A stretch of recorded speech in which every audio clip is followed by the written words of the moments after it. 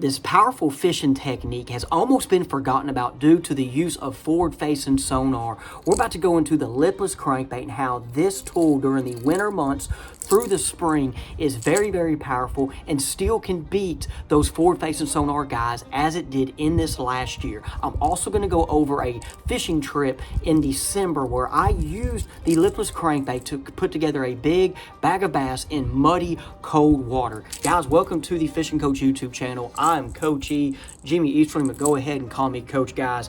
Winter is here and I love the lipless crankbait. I got all my lipless crankbaits out right here. We're about to dive deep into the lipless crankbait and how this can be fished in a variety of different scenarios. I'm going to go over the mistakes I made with it, and then we're also going to dive into that fishing trip as I mentioned earlier that I caught fish with this in cold, muddy water, guys. The thing about the lipless crankbait, you do not need electronics to be successful with it. Now, there is a time you can fish for in deeper water, or all that helps. I'm not gonna lie, it always helps. But how I got really good with this, I didn't have forward-facing sonar on my boat. I made mistakes with it, as I will share here in a little bit. The biggest thing about the lipless crankbait, guys, is not being afraid to make contact with cover, not being afraid to throw it and bang them off the rocks, and hit the grass, rip it out of the grass if you're fishing that submergent vegetation, as it's known to catch fish out of. But guys, in a scenario that I'm going to get into in my fishing trip where it was muddy water, cold, I fished rock transitions and I was having to hit them rocks. I'm reeling this thing and it is going through them rocks. You're hitting them rocks, you're hitting the rocks, or you're going right above them, pulling them fish off and getting the strike. That's one thing about the lipless crankbaits that people make mistakes. This is I did not fish it shallow enough. I always try to fish it off them deeper grass edges, as you saw and as you hear about, and fish it more in that deeper area. But I missed out on how you can fish this in shallow cover. On this fishing trip, I was at Lake DeGray in the first week of December. Now, this was 2 years ago. Just so you know, on the conditions on this day, it was cold. We had a couple days of sun leading up to this day. I've not been to the lake and fished this area in 7 years, by the way, and I went out here to film this video. Now, guys, if you're watching, I got on the lake. I moved back down here. I do my forward-facing sonars on Lake DeGray. This last year, the biggest bass in Arkansas has been caught with me on one of my trips on this lake, so I'm very local to this lake. But the footage you're about to see was when I went up to this area and hadn't fished it in 7 years, and I depended this day on shallow crankbait fishing. I start off on a main channel swing rock bank where I threw shallow diving crankbaits and a lipless crankbait. I caught my first fish of the day. But what we got? Yeah, stay.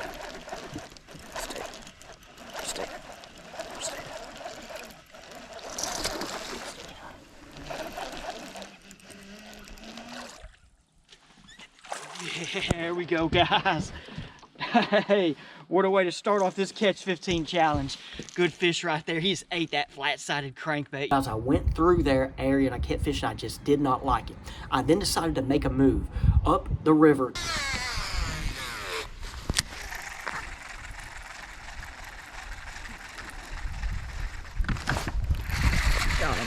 Got him. Stay on.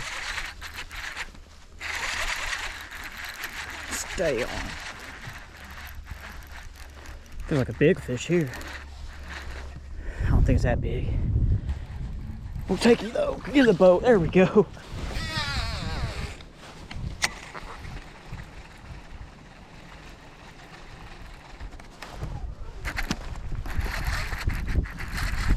Stay down. That's a good fish. That's a good one. That's a good one. We need you. Kind of got off. He got the hook in the boat. There we go. I thought it was bigger than that. Good fish right there.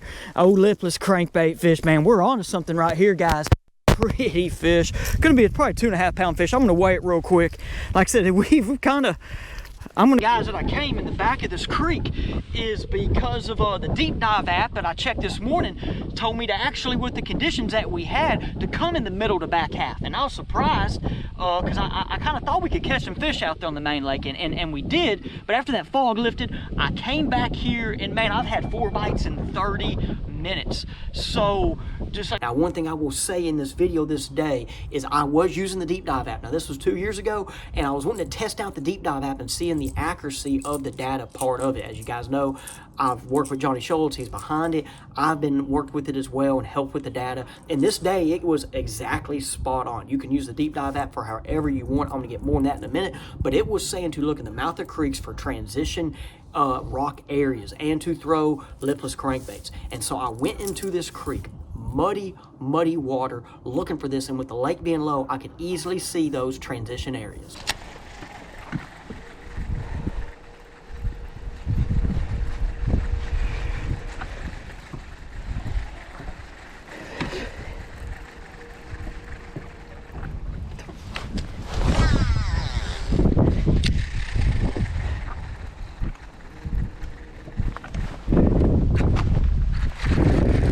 Stay down, stay down,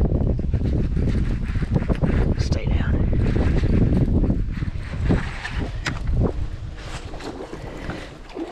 Stay down, stay down.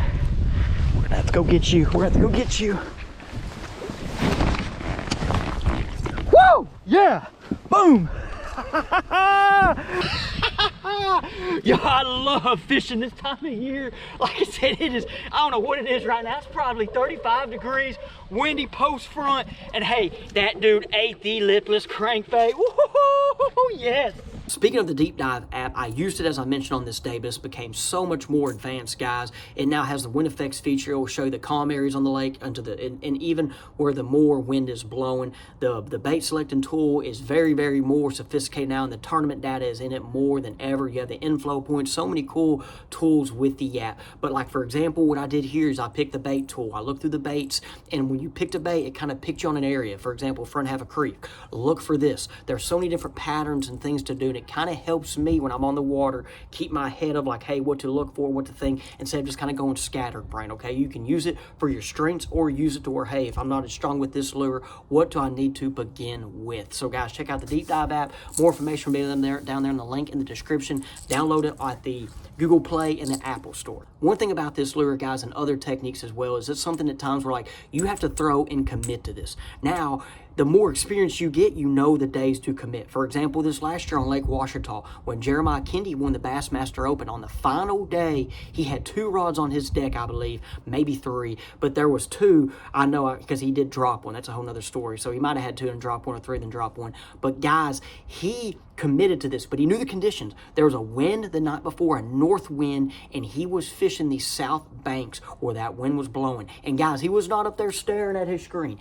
He now had the history and experience with this, so he knew with that weather condition coming in, that was a day to commit to this. And he outfished all the other guys, pinging a minnow, doing the whole forward facing deal, but he knew that from experience. He didn't, just, and that's one thing I'm going to share with you guys is you got to have experience. And there are days where this is going to prevail over others. That was a windy day, and he not only just fished the grass and transition spots, he went and fished other areas. He wasn't just fishing spots that were like good spots. He fished the moment. And that's one thing about this lure is the days I've done really well with it, I've fished the moment and I've put it in my hand. I didn't have 5 things on the deck and was switching, It was a deal where like, hey, it's a lipless crankbait day.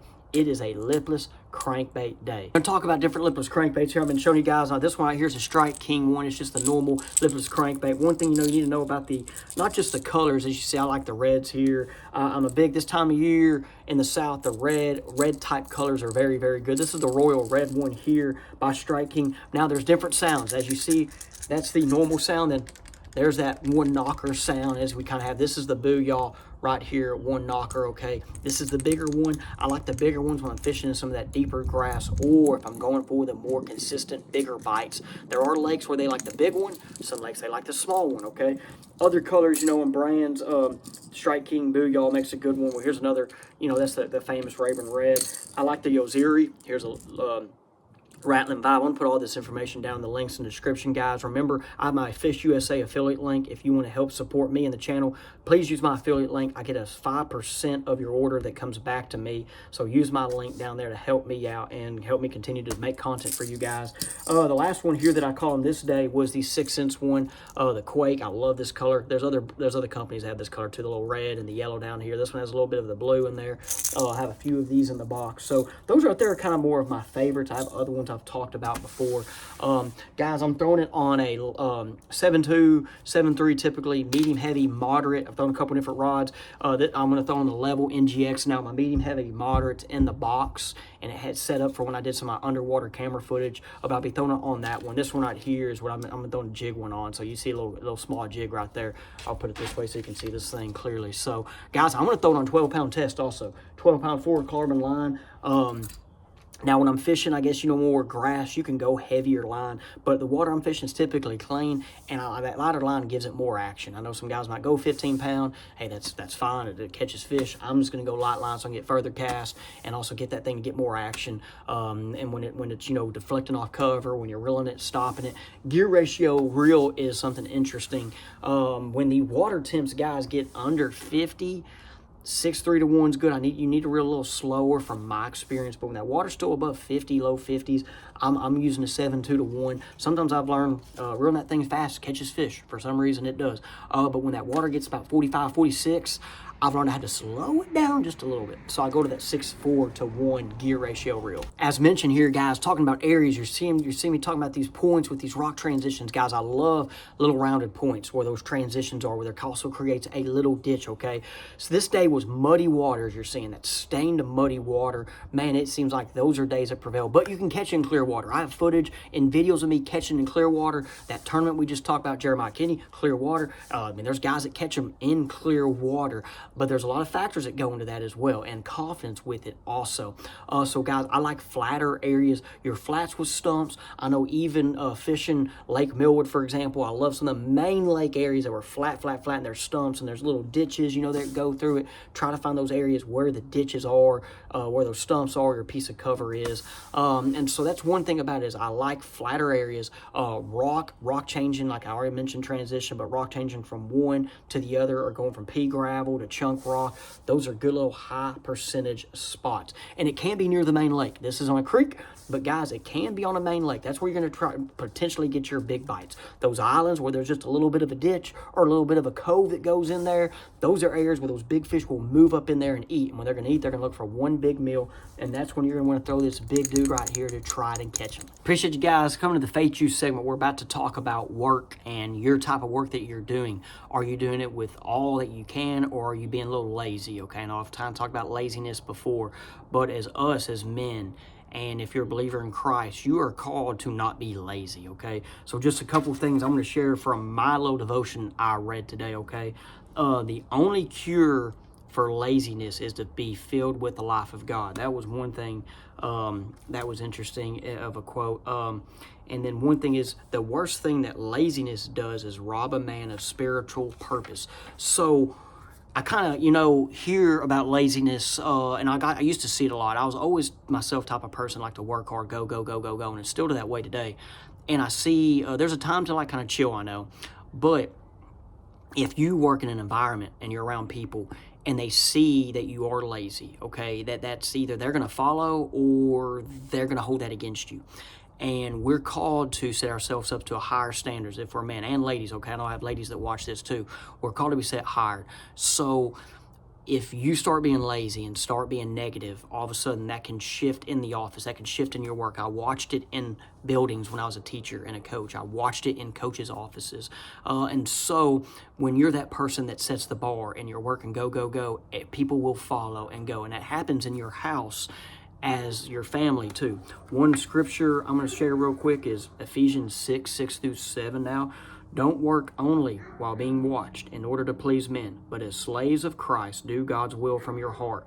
Render service with a good attitude as the Lord and not to men. Okay, so let's go work hard. Let's go do everything right. If you're right now in a part of your life where you're kind of lazy or you're just not have a fire, okay, let's try to turn that around.